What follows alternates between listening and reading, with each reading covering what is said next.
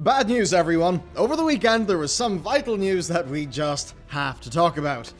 If this video has got a central theme, it is this. Publishers really need to get their act together. And first off, it's Amazon. It just keeps happening.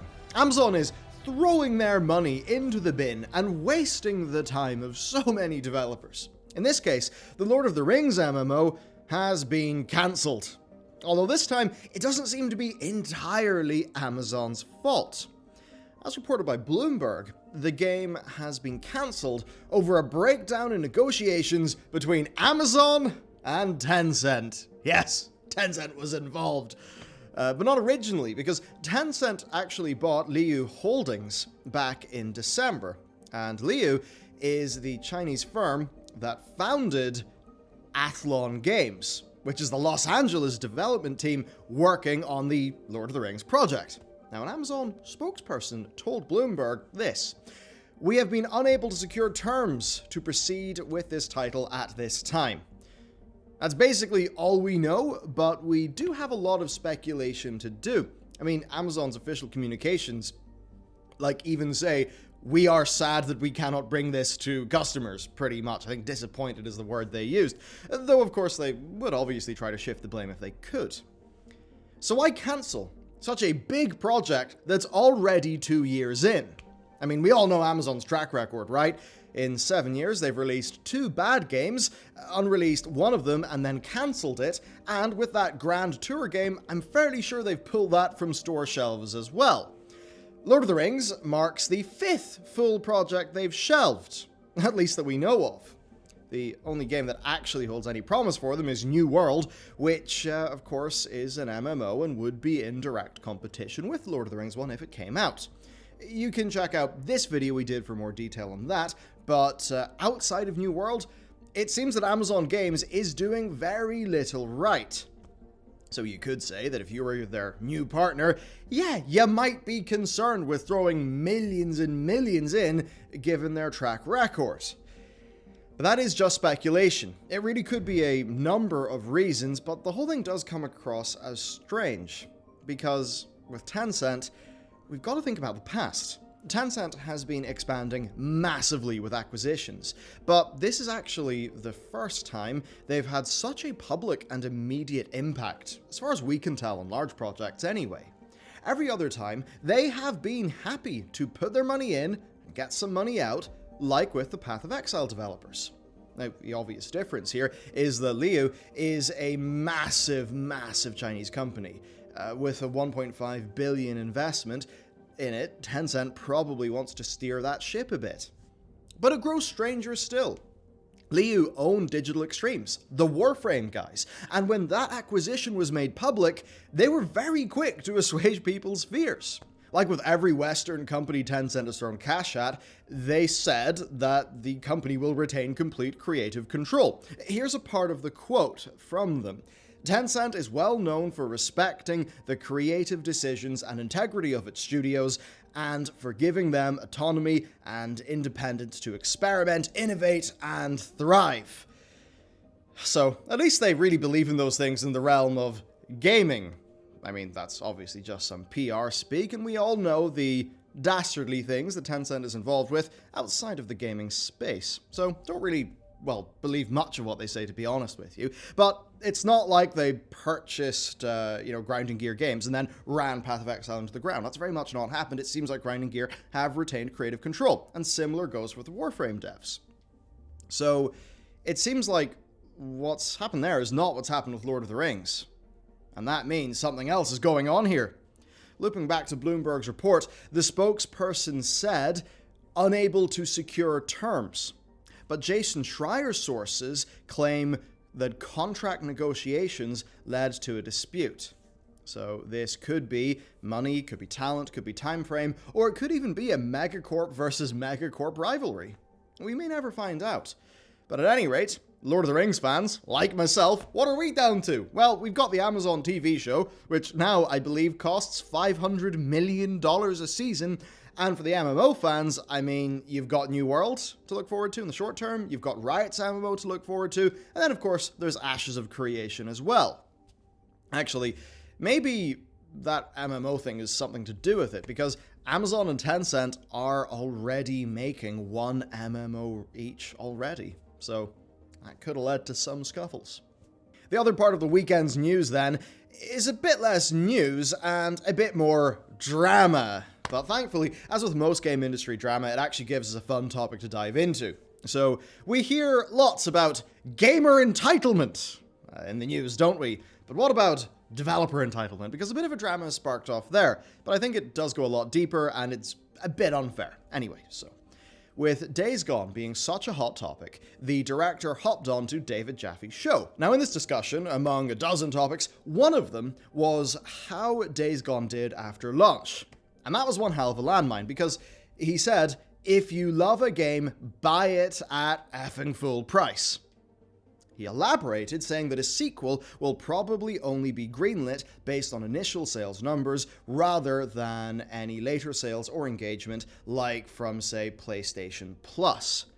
Now, the implication is, of course, that buying a game on sale or, playing it later is not supporting the developers, and if you were a true fan, you would have bought it at launch. And it's the funny thing where if you could say there's actually quite a lot of truth to that if AAA publishers actually treated people reasonably. I'm very happy to buy indies at full price on launch because I know how the indie publishing and development system works, and it is so much more healthy than the AAA one. So a lot of people saw what was said here and basically said, wow, talk about entitlement from a developer. I would say maybe not, because it's more complex. Garvin, the guy in question, has been involved in games for years, so maybe his sentiment would have rang true in the past, when games launches were not these bizarre AAA early access things. But Days Gone launched like a modern AAA video game. It was a broken and incomplete product at launch. Pay full price for Days Gone at launch, and you would have bought a game that barely worked and ran terribly. Then, every few days, for the next month, you would be downloading another 12 gig plus patch that would fix some things but break other things. Now, to the credit of Band, the studio, they gave the game the love it needed, but that did take time. And that means that if you want people to buy your game, release it in a state worth buying. Simple. If we're holding off on games until they're on sale or given away for free, that's not really our fault, just because it's not worth it at launch. That's a problem for developers and publishers to solve. Just cut scope by 10, 20%, or maybe give the developers another 3 or 4 months, and we maybe wouldn't have this problem to begin with. I mean, Garvin said on Jaffe's show that Days Gone was basically working 6 years of crunch, so no wonder it released the way it did. Now, some other very fun topics discussed on the show were things like piracy, where he actually blamed piracy for poor sales of Band's game Siphon Filter Dark Mirror on the PSP. Now, as an industry, we've had this discussion many, many times. The very user-focused thing is that a downloaded game isn't a sale lost. The PSP was apparently ravaged by privacy, which I would actually believe to be true. It is a bit of a service problem. I mean, make your game feel valuable and make it easy to buy, and you'll reduce the portion of people who will resort to piracy. So it's, it's another side of the buy the game at full price coin, honestly. I mean, look, I'd love to buy $70 games all the time and feel good about it, but the problem is that publishers make it really bloody hard.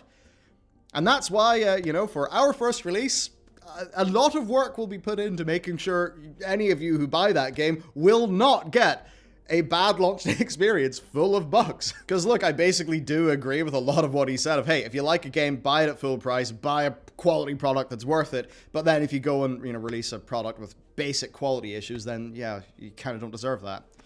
So I think the developer entitlement angle is partially unfair because it quickly then becomes an eye for an eye situation.